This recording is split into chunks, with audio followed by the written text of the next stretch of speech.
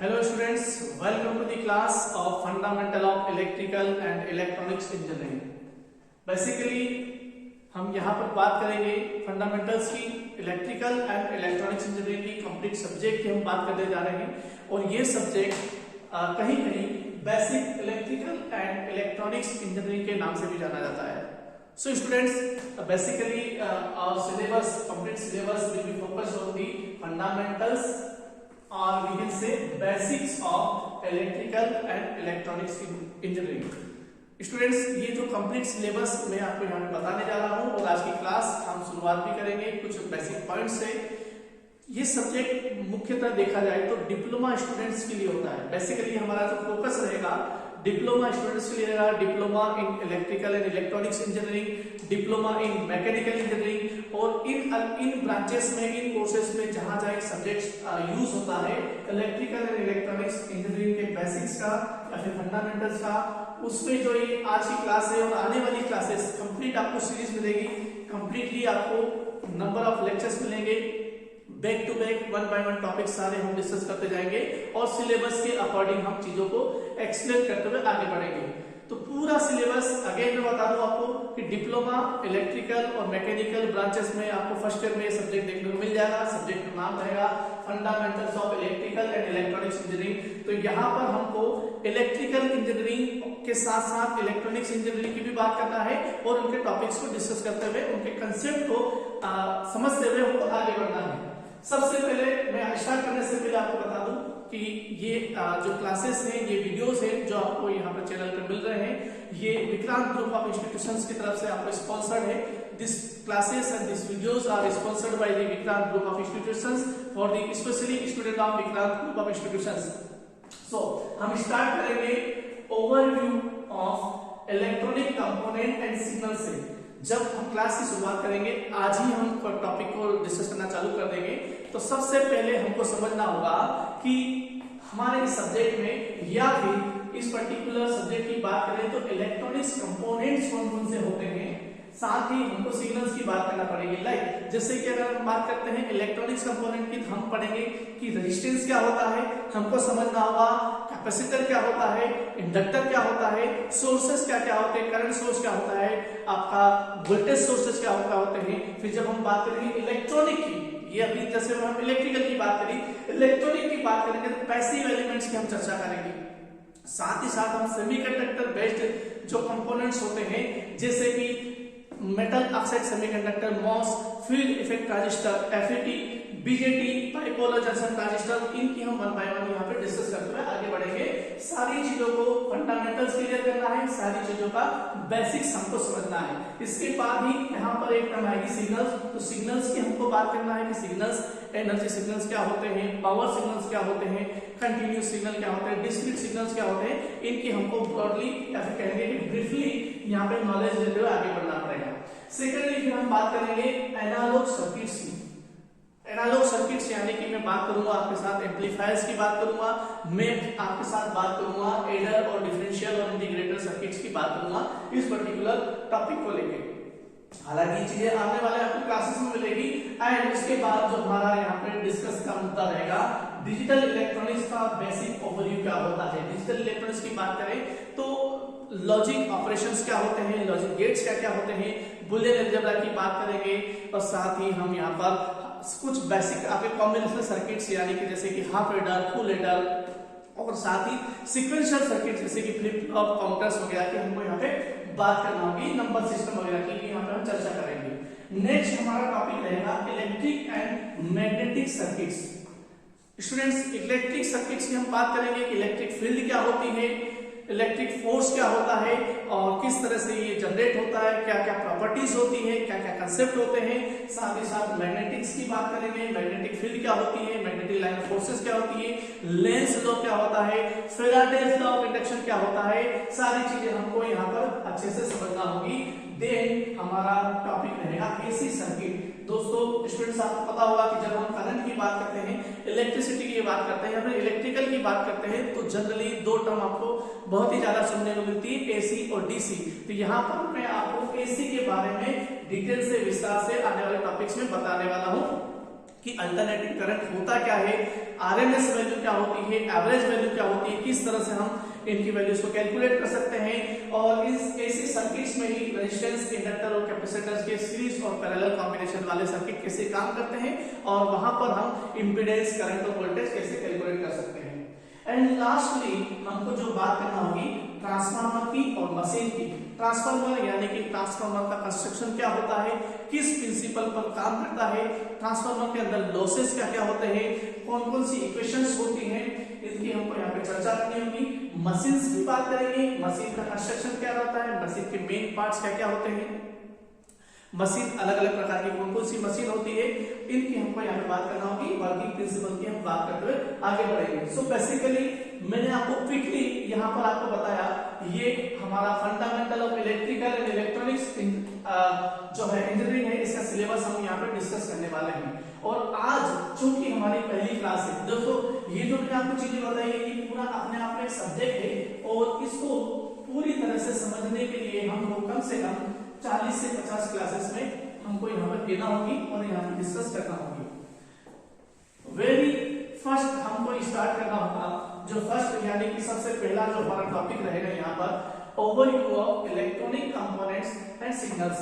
जब हम electronic component की बात करते हैं तो यहाँ पर हमको स्टार्ट बेसिकली इलेक्ट्रिकल कंपोनेंट से ही करना होगा, या फिर सबसे पहले जो बात आती है पैसिव कंपोनेंट्स की बात करेंगे, पैसिव कंपोनेंट्स की, और साथ ही साथ हमको एक्टिव कंपोनेंट्स की बात करना होगी। ये मैं आपको समझाने से पहले मैं आज फोकस करना चाहूंगा कि इलेक्ट्रिकल इंजीनियरिंग की अगर बात करें, सबसे पहले इलेक्ट्रिकल इंजीनियरिंग की अगर बात करें तो यहाँ पे कुछ भी समझने से पहले आपको वेरी फर्स्ट आपको समझना होता है कि रेजिस्टेंस क्या होता है, इंडक्टर क्या होता है, कैपेसिटर क्या होता है। हमको क्या समझना होगा, हमको समझना होगा what is the resistance.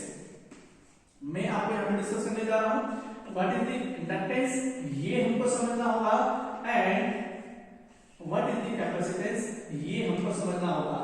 So students पूरा फोकस आज का हमारा आज की क्लास में इन्हीं तीनों चीजों पर रहेगा, इन तीनों चीजों को हम समझेंगे और आज की पूरी क्लास को यहाँ पर हम कंक्लूड करेंगे इन टॉपिक्स के साथ में। सो आगे बढ़ते हैं, उम्मीद करता हूँ कि चीजें आपको क्लियर है। एंड मैं स्टार्ट करने जा रहा हूँ बेसिक कंपोनेंट्स ऑफ इलेक्ट्रॉनिक्स यानी इलेक्ट्रिकल, जो भी है अपन स्टार्ट करेंगे रेजिस्टेंस से, इंडक्टेंस से एंड कैपेसिटर से। ऑलराइट, सो रेजिस्टेंस की बात करते हैं। रेजिस्टेंस होता क्या है, तीन टर्म हमको सुनने को मिलती है जनरली, आपको सुनने को मिलता है रेजिस्टेंस के बारे में, कि रेजिस्टेंस की बात करते हैं, और कंफ्यूजन कहां पे होता है, कभी कभी आपको सुनने को मिलता है रेजिस्टर, एंड कभी कभी आप ये भी सुनेंगे रेजिस्टिविटी। तो तीनों को मैं डिफाइन करता हूं और तीनों को समझते हुए हम आगे बढ़ते हैं। बेसिकली रेजिस्टेंस की अगर बात करें, रेजिस्टेंस यहां से अगर हम शुरुआत करें तो यह जो है आपकी एक मटेरियल की प्रॉपर्टी होती है। It is the property of material, materials property. अब इसको डिफाइन कैसे किया जा सकता है, सो सिंपली सबसे पहले दो लाइन इसको डिफाइन कर लेते हैं, फिर आगे बढ़ते हैं। मैं आप लोगों को रिकमेंड करूंगा कि जब आप ये क्लासेस देख रहे होंगे तो आप अपनी नोटबुक लेके बैठिएगा, नोटबुक और पेन के साथ बैठिएगा, जितनी भी इंपॉर्टेंट चीजें हैं नोट डाउन करते जाइएगा। कुछ डेफिनेशंस में आपको यहाँ पे बताऊंगा तो उनको भी आप नोट डाउन करते हुए आगे बढ़िएगा।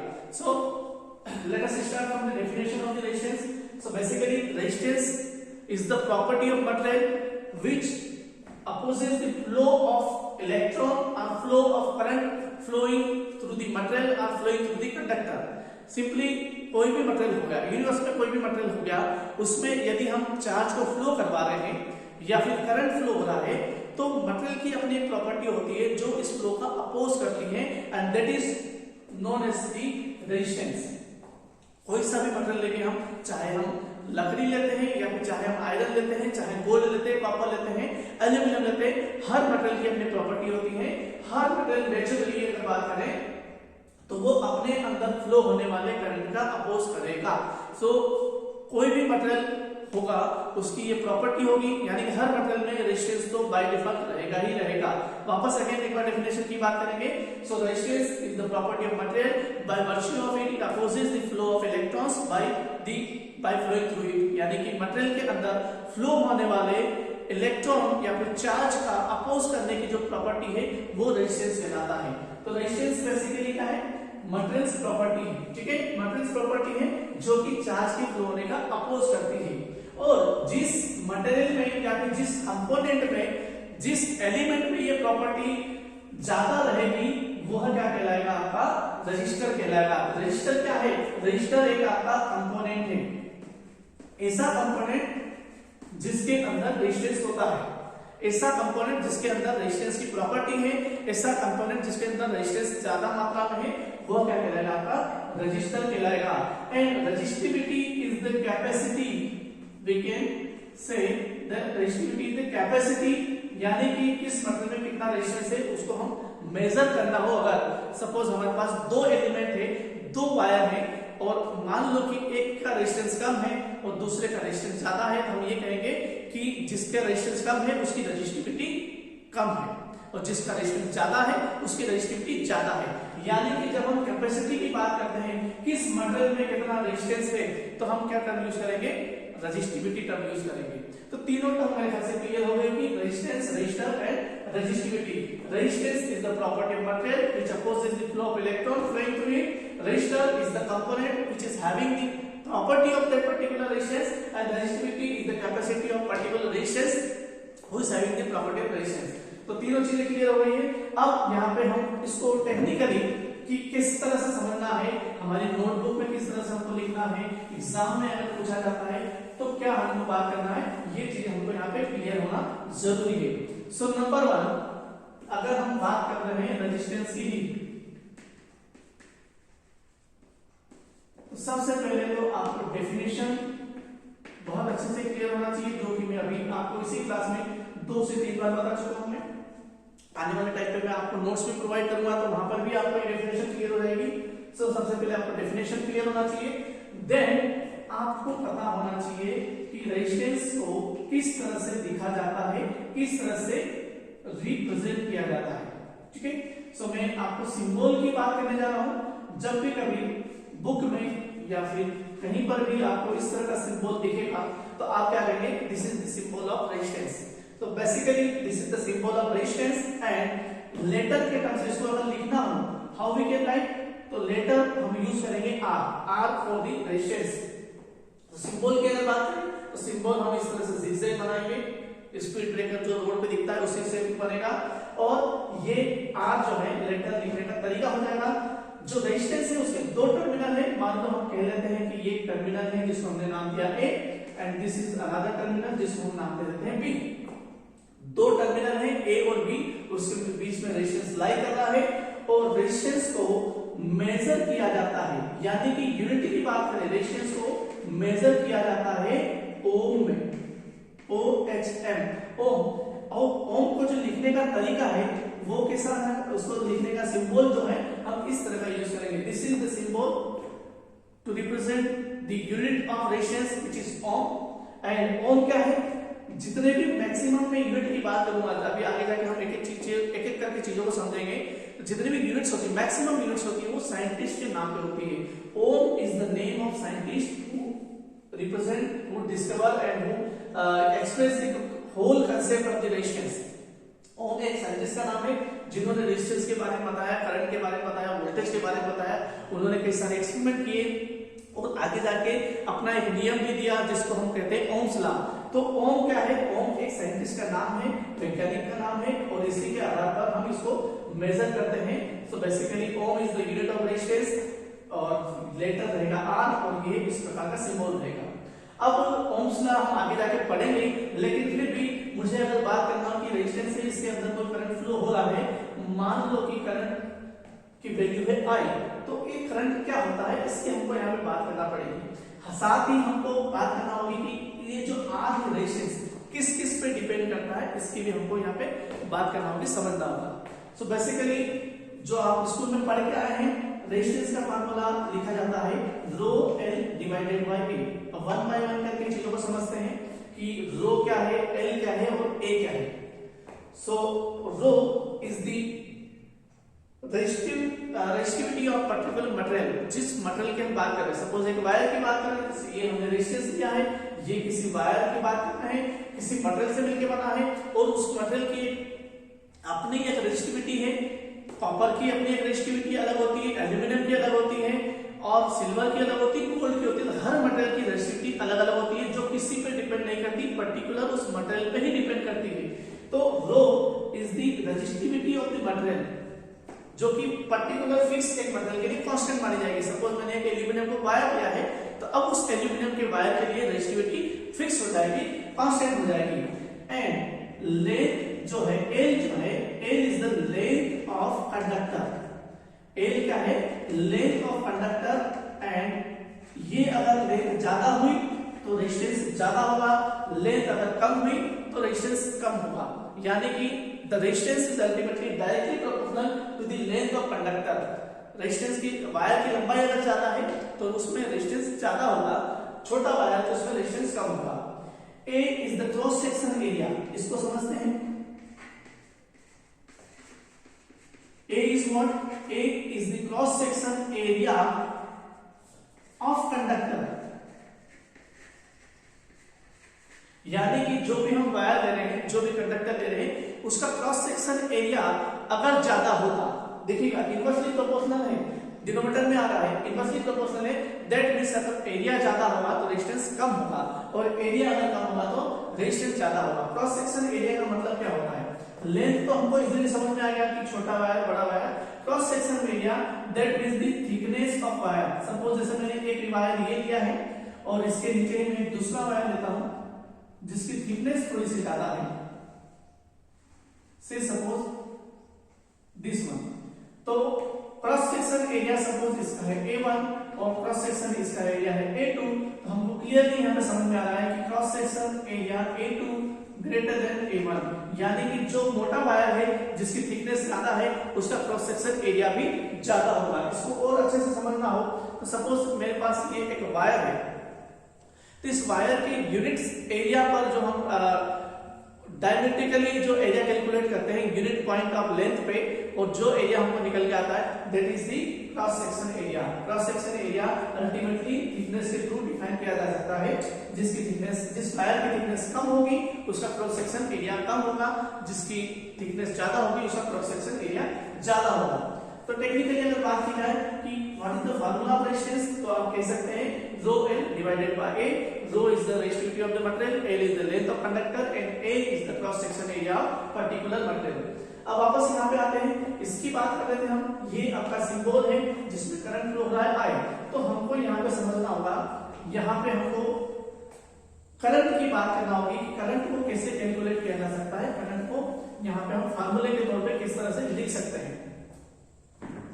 तो देखिएगा करंट और वोल्टेज दोनों के मैं फार्मूले लिखूंगा और दोनों ही फार्मूले ओम्स लॉ के बेस पर है। ओम्स लॉ को हम अलग से भी पढ़ेंगे और खैर मैं यहाँ पे फार्मूले की बात कर रहा हूँ तो ये वहीं से लेके लिखूंगा मैं। तो जस्ट अभी केवल हम फार्मूला लिख रहे हैं एंड डिटेल में हम बात करेंगे ओम्स लॉ की जब हम पढ़ेंगे इसको।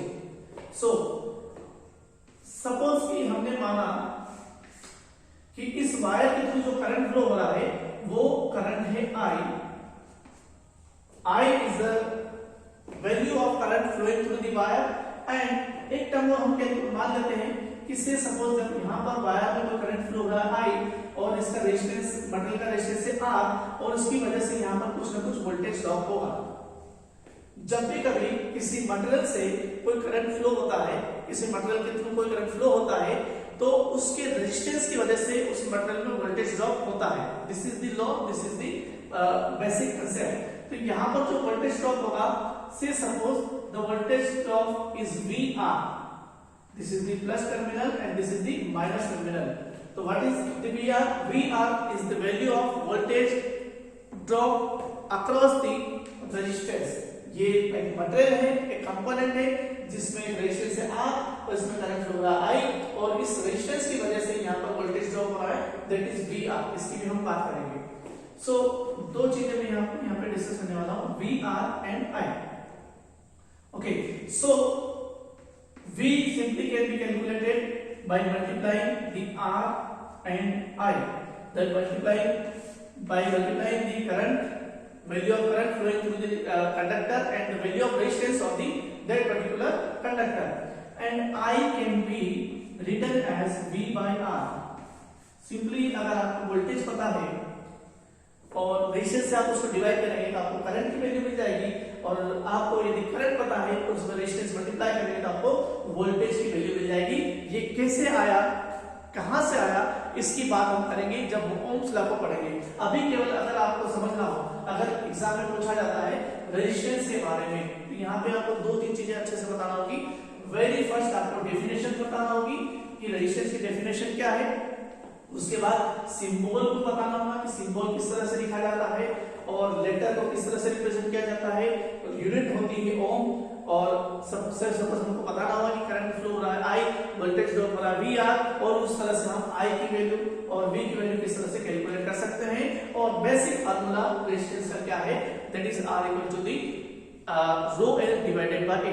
इतनी सारी चीजें हमको यहाँ पे जब हम रेजिस्टेंस की बात करेंगे या फिर रेजिस्टेंस के बारे में पूछा जाएगा तो आपको बताना होगा। नेक्स्ट हमारा कंपोनेंट होगा दैट इज द इंडक्टेंस, उसकी हम बात कर लेते हैं। जैसे कि अभी हमने समझा सिंपल शब्दों में कि रेजिस्टेंस होता क्या है, तो रेजिस्टेंस एक मेटल की प्रॉपर्टी होती है जो अपने अंदर फ्लो होने वाले करंट का अपोज करती है। सिंपली जो भी जैसे भी करंट आएगा उसका सीधे सीधे अपोज किया जाएगा, and this is the simply property of material. ये किसी के कंट्रोल में नहीं है, जो भी मटेरियल है उसमें ये प्रॉपर्टी होगी ही होगी। यहां तक चीज क्लियर है। अब सेकंडली हम बात करने जा रहे हैं इंडक्टेंस की। So inductance is the again property of material which opposes the change in magnitude or change in the direction of current flowing through the conductor। थोड़ा सा यहाँ पे ट्विस्ट है, जो रेजिस्टेंस है वो सिंपली करंट के फ्लो को अपोज कर रहा था, लेकिन इसके अलावा भी मटेरियल में कुछ ऐसी प्रॉपर्टी होती है जो अपने अंदर फ्लो होने वाले करंट का अपोज तो ठीक है, लेकिन अगर वैल्यू चेंज होती है, करंट की वैल्यू चेंज हो रही है, करंट की मैग्नीट्यूड चेंज हो रहा है या फिर करंट की डायरेक्शन चेंज हो रही है, तो उसका अपोज करता है। या फिर ऐसा भी कह सकते हैं कि जब भी कभी कंडक्टर में, जब भी कभी वायर में करंट का मैग्नीट्यूड या फिर डायरेक्शन चेंज होगी, अपने आप उसमें इंडक्शन आ जाएगा, अपने आप उसमें इंडक्टेंस आ जाएगा, इंडक्टेंस की प्रॉपर्टी उसमें डेवलप हो जाएगी, इंडक्टेंस की प्रॉपर्टी उसमें जनरेट हो जाएगी। So what is the definition of inductance? Inductance is the property of material which opposes the change in magnitude of current or change in the direction of current, basically current flowing through the conductor। तो ये आपकी definition हो जाएगी। हिंदी में अगर बात करें तो कोई भी करंट में, कोई भी कंडक्टर में फ्लो होने वाले करंट की डायरेक्शन या फिर उसके मैग्नीट्यूड में अगर चेंजेस आता है या फिर तो आता है तो इंडक्टेंस इंड्यूस्ड हो जाएगा। इंडक्टेंस की अगर परिभाषा की बात करें तो इंडक्टेंस मटेरियल की वो प्रॉपर्टी होती है जो उसके अपने अंदर फ्लो होने वाले करंट की डायरेक्शन या फिर मैग्नीट्यूड के चेंज होने का अपोज करती है। ये हमको यहाँ पे समझना होगा कि किस तरह से हो रहा है, और बेसिकली ये आपका सेल्फ इंडक्टेंस और म्यूचुअल इंडक्टेंस के थ्रू ही बहुत अच्छे से आगे जाके समझा जा सकता है। यहाँ पर हम केवल ब्रीफली या फिर बेसिक्स की बात कर रहे हैं, फंडामेंटल्स की बात कर रहे हैं, आगे जाके इन चीजों को बहुत विस्तार से समझेंगे। So we need to discuss the inductance. Again there are three terms: inductance, which is the property; inductor, which is the element who is having the property of inductance; and inductivity is the strength, or we can say the capacity of the particular inductor. So inductance definition मैंने आपको बता दी है। inductance is the property of material which opposes the change in magnitude or the direction of the current flowing through the conductor। तो सबसे पहले हमको definition बताना होती है। Now let us talk about the symbol। So symbol basically एक spiral कहेंगे helical shape में जो होता है वायर होता है, जो अगेन इस पर टर्न्स जो है बाउंड किए जाते हैं, इस प्रकार के शेप में आपको दिखेगा। और इंडक्टेंस जनरली इंडक्टेंस को स्पेल आउट किया जाता है आई से, और आई को हम रिप्रेजेंट करता है, जब भी हमको करंट लिखना हो तो हम आई से लिखते हैं। तो यहाँ पर अगर इंडक्टेंस की बात करेंगे तो इंडक्टेंस के लिए लेटर हम यूज करेंगे L. L is the letter used to represent the inductance, and say suppose these two terminals A and B, and current flowing through the inductance is I, and voltage drop across the inductance is V, suppose VN। तो ये हमको यहाँ बात करना होगी।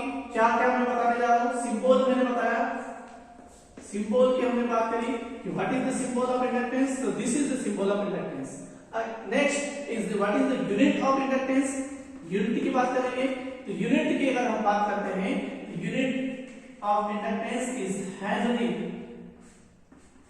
can be represented by the letter H. Henry is again the name of scientist.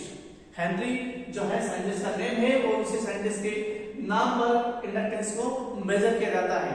तो unit क्या हो जाएगी, H हो जाएगी, एंड सिंबल हमने बता दिया। अब मैं बात करता हूं कि करंट की वैल्यू क्या होगी यहाँ पर और वोल्टेज की वैल्यू क्या होगी। ये दोनों चीजें हमको यहाँ पे समझना होगा। सो करंट की वैल्यू अगर बात करें या फिर वोल्टेज की मैं पहले लिख देता हूं। वोल्टेज मैंने लिखा है VL, तो यहां पर भी मैं VL लिखूंगा। VL simply is equal to the I simply L d by dt of I। मैं इसको बहुत अभी विस्तार से समझाने जा रहा हूं, पहले मैं लिख लेता हूं फिर मैं आपको इसको एक्सप्लेन करता हूं। This is the value of voltage and the expression for the current across the inductance through the inductance is the V okay. So अभी मैंने क्या कहा, जो परिभाषा कही थी उसी के थ्रू अपन यहाँ पे समझते हैं, उसी के थ्रू हम यहाँ पे समझने की कोशिश करते हैं। देखिएगा इंडक्टेंस क्या होता है। इंडक्टेंस जब भी किसी वायर में, जब भी किसी कंडक्टर में जो करंट फ्लो हो रहा है उसकी वैल्यू अगर चेंज होगी या फिर उसकी अगर डायरेक्शन चेंज होगी तो इंडक्टेंस या फिर वो मटेरियल ही उसका अपोज करेगा और वो प्रॉपर्टी ही इंडक्टेंस कहलाएगी। अब यदि कोई चेंजेस नहीं हो रहा है, if there is no change, मतलब कि वो चीज या फिर करंट जो है कांस्टेंट है, और हमने पढ़ रखा है स्कूल्स में कि अगर कोई कांस्टेंट का डिफरेंशिएशन किया जाता है तो हमें डिफरेंशिएशन क्या मिलता है, जीरो। डिफरेंशिएशन बेसिकली होता है क्या, डिफरेंशिएशन होता है अगर कोई क्वांटिटी, कोई वैल्यू किसी फिक्स रेट से चेंज हो रही है तो उसकी रेट कैलकुलेट हम डिफरेंशिएशन के द्वारा करते हैं। और अगर मैं वोल्टेज लिख रहा हूं डिफरेंशिएशन के थ्रू, इसका मतलब ये है कि यहां पर मैं बात कर रहा हूं rate of change in current. इसको अगर मैं वर्ड्स में पढ़ना चाहूं तो d by dt of I, यानी मैं इसको क्या पढ़ूंगा, I इज द करंट, तो I इज द करंट, इसको क्या पढ़ेंगे, rate of change of current with respect to time. यानी कि अगर करंट बदल रहा है, करंट अगर बदल रहा है तो वोल्टेज की कुछ ना कुछ वैल्यू होगी, और अगर करंट नहीं बदल रहा है तो this differentiation will be zero, और उस केस में वोल्टेज की वैल्यू यहाँ पर जीरो हो जाएगी। अब इसको कंक्लूड कर रहा हूं मैं, यानी कि अगर करंट नहीं बदल रहा है, करंट कांस्टेंट है, तो यहाँ पर वोल्टेज ड्रॉप क्या हो जाएगा, जीरो।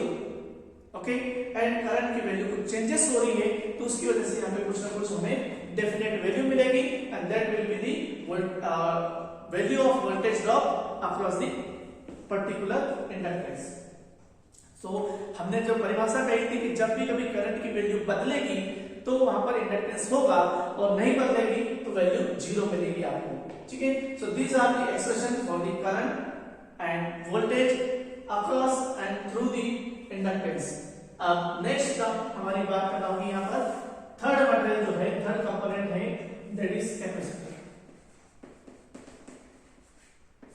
कैपेसिटर या फिर मैं कहूंगा capacitance. Again, capacitance is the property of material. Capacitor is the material or is the component having the property of capacitance, and capacitivity is the caliber of that particular material having the capacitance. ठीक है, तो तीनों में term हमको clear होना चाहिए। Capacitance की अगर बात करते हैं, जैसे कि मैंने अभी इंडक्टेंस में बताया, इंडक्टेंस सिंपली क्या करता है, कोई भी अगर मटेरियल है उसमें अगर करंट फ्लो हो रहा है और वो करंट अगर चेंज होगा तो उसमें इंडक्टेंस आ जाएगा, और इंडक्टेंस जिसमें होता है या फिर इंडक्टेंस जिसमें इंड्यूस्ड होता है वहां पर energy in the form of electro magnetic field या फिर कहेंगे in the form of magnetic field store होती है। इंडक्टेंस में जो एनर्जी स्टोर होती है वो मैग्नेटिक फील्ड की फॉर्म में होती है। अब कैसे हो रही है ये आगे जाके जब हम एसी सर्किट पढ़ते हैं तो ये बहुत अच्छे से क्लियर होगा। कैपेसिटेंस में भी एनर्जी स्टोर होती है और वह इलेक्ट्रिक फील्ड के फॉर्म में स्टोर होती है। सबसे पहले हम सिंबल की बात कर लेते हैं, मैं डेफिनेशन भी आपको बता देता हूं। What is the definition of capacitor? Capacitance is the again property of material which opposes the change in polarity और change in the magnitude of the voltage applied across the terminal. Words पे ध्यान दीजिएगा। जब मैं current की बात करता हूं तो मैं बोलता हूं current flowing through the conductor. Current हमेशा पूरी कंडक्टर की सरफेस से फ्लो होता है, पूरी बॉडी में फ्लो होता है। एंड पोटेंशियल वोल्टेज जो है अप्लाइड होता है अक्रॉस द टर्मिनल, टर्मिनल के ऊपर वोल्टेज अप्लाई होता है। ओके, तो जैसे मैं इंडक्टेंस पे बोला था, क्या डेफिनेशन मैंने यूज करी थी? Inductance is the property of material which opposes the change in magnitude और change in direction of current flowing through the conductor. और यहां पे मैं जब वोल्टेज की बात कर रहा हूं, मैं क्या डेफिनेशन कह रहा हूं कि capacitance is the property of material which opposes the change in magnitude or change in polarity of voltage applied across the terminal. Applied across the terminal, voltage applied across the terminal and current flowing through the conductor. दोनों definition, दोनों terminology का बहुत importance है। Current हमेशा conductor के through flow होता है और वोल्टेज हमेशा टर्मिनल के अक्रॉस अप्लाई होता है। ये हमको यहाँ पे क्लियर करना जरूरी है। तो कैपेसिटेंस जो है मटेरियल की वो प्रॉपर्टी है जो अपने अक्रॉस टर्मिनल पर जो वोल्टेज अप्लाई हो रहा है उसकी वैल्यू या फिर उसकी पोलैरिटी चेंज होगी तो उसको वो अपोज करेगा। सिंबल मैंने आपको बताया, दो पैरेलल प्लेट का यूज किया जाता है, दो पैरेलल प्लेट का यूज करेंगे। This is the symbol of capacitor and C is the letter used to represent the capacitor, and there are two terminals of capacitor A and B, and say suppose the current flowing through the capacitor is I and the voltage drop across the capacitor is VC. So we can write the expression of current is C dV by dt in terms of voltage, and the value of voltage across the capacitor VC is simply 1 upon C integration of I dt. So बहुत छोटे छोटे expression है और मोटा तौर पे कहा जाए जब हम ओम्स लॉ पढ़ेंगे तो ये सारे ही क्या है, ये सारे ही ओम्स लॉ है, या फिर ये कह सकते हैं these are the different forms of Ohm's law. ठीक है, आपने स्कूल में पढ़े होंगे 1 2 3 4, और अभी पहले मैंने जो आपको जब रेजिस्टेंस की बात बताई थी तब वहां पे भी करंट और वोल्टेज की बात करी थी। तो इस तरह से 6 फॉर्म्स ऑफ ओम्स लॉ होते हैं, और भी होते हैं, लेकिन हम यहाँ पर 6 अलग अलग फॉर्म्स की बात करेंगे। ठीक है, तो अभी हमने आज की क्लास में बात करी रेजिस्टेंस की, इंडक्टेंस की, कैपेसिटेंस की। वन बाय वन करके हमने चीजों को समझा कि इंडक्टेंस की, रेजिस्टेंस की परिभाषा क्या होती है, इंडक्टेंस की परिभाषा क्या होती है, कैपेसिटर की परिभाषा क्या होती है, सिंबल्स क्या क्या यूज किए जाते हैं, यूनिट क्या होती है, लेटर कौन से हम यूज करते हैं, और इनके अक्रॉस या फिर इनके थ्रू फ्लो होने वाले करंट की वैल्यू क्या होती है, इनके अक्रॉस वोल्टेज की वैल्यू क्या होती है, क्या हम फार्मूला यूज करेंगे इनको कैलकुलेट करने के लिए। तो उम्मीद करता हूं ये चीजें आपको क्लियर हो गई होगी। मैं आज की क्लास यहीं पे स्टॉप कर रहा हूं। आगे की क्लासेस में हम बात करेंगे, इनको हम और अच्छे से समझेंगे, ओम्स लॉ की बात करेंगे, और बहुत सारे जो कंसेप्ट होते हैं, बहुत सारे थ्योरम्स होते हैं, उनको वन बाय वन करके चीजों को समझते चलेंगे। सो बेसिकली स्टूडेंट्स, अगेन मैं आपको बताता हूं कि ये this videos are particularly sponsored by the Vikrant Group of Institution for the student of Vikrant Institute of Technology and Management Indore. मिलते हैं अगली क्लास में, तब तक के लिए थैंक यू, धन्यवाद।